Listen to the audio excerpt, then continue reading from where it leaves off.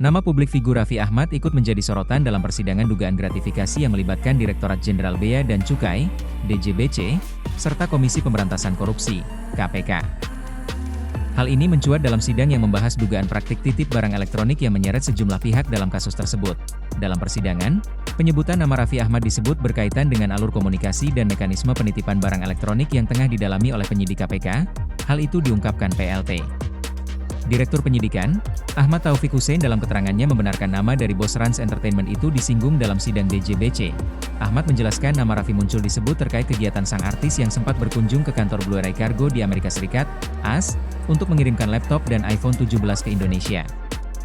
Meski demikian, lembaga anti rasuah itu menegaskan bahwa penyebutan nama publik figur tersebut masih dalam konteks penjelasan alur kasus, bukan sebagai penetapan tersangka maupun pihak yang terbukti terlibat dalam tindak pidana. Menurut KPK, perkara yang sedang disidangkan berfokus pada dugaan praktik gratifikasi dan penyalahgunaan kewenangan dalam pengurusan barang impor, khususnya barang elektronik yang diduga tidak melalui prosedur resmi sesuai ketentuan kepabeanan. Dalam sidang tersebut, KPK juga memaparkan adanya pola komunikasi yang mengarah pada praktik titip barang, yakni mekanisme tidak resmi yang diduga digunakan untuk memperlancar masuknya barang tertentu melalui jalur yang tidak sesuai aturan. Penyidik KPK menegaskan bahwa istilah titip barang elektronik yang muncul dalam persidangan merupakan bagian dari temuan awal yang sedang ditelusuri lebih lanjut, termasuk pihak-pihak yang diduga mengetahui maupun terlibat dalam alur tersebut. Sementara itu, penyebutan nama Raffi Ahmad dalam ruang sidang menjadi perhatian publik karena statusnya sebagai figur publik.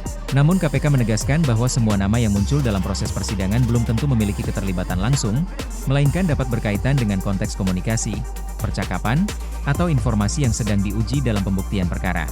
KPK juga menambahkan bahwa proses hukum masih berjalan dan belum ada kesimpulan final terkait pihak-pihak yang bertanggung jawab dalam dugaan gratifikasi tersebut.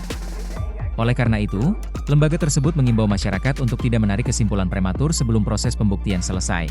Kasus ini sendiri merupakan bagian dari pengusutan dugaan praktik gratifikasi di lingkungan Direktorat Jenderal Bea dan Cukai yang sebelumnya telah menjadi perhatian publik.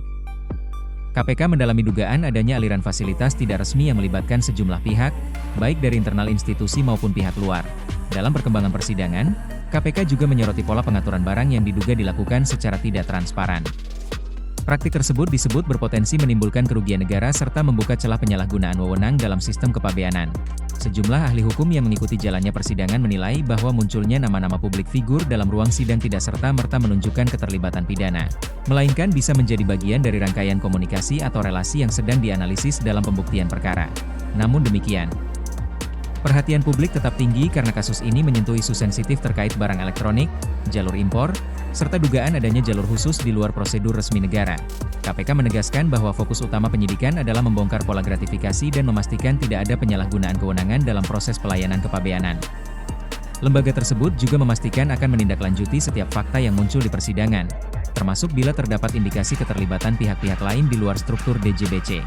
Hingga saat ini, proses persidangan masih terus berlanjut dengan agenda pemeriksaan saksi dan pendalaman bukti.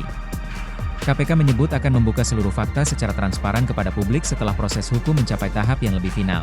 Sementara itu, publik masih menunggu kejelasan lebih lanjut terkait posisi nama-nama yang disebut dalam persidangan, termasuk konteks keterkaitan mereka dalam perkara yang tengah bergulir di pengadilan. Kasus ini menjadi salah satu sorotan besar karena melibatkan isu integritas lembaga, potensi gratifikasi, serta keterkaitan dengan figur publik yang memiliki pengaruh luas di masyarakat.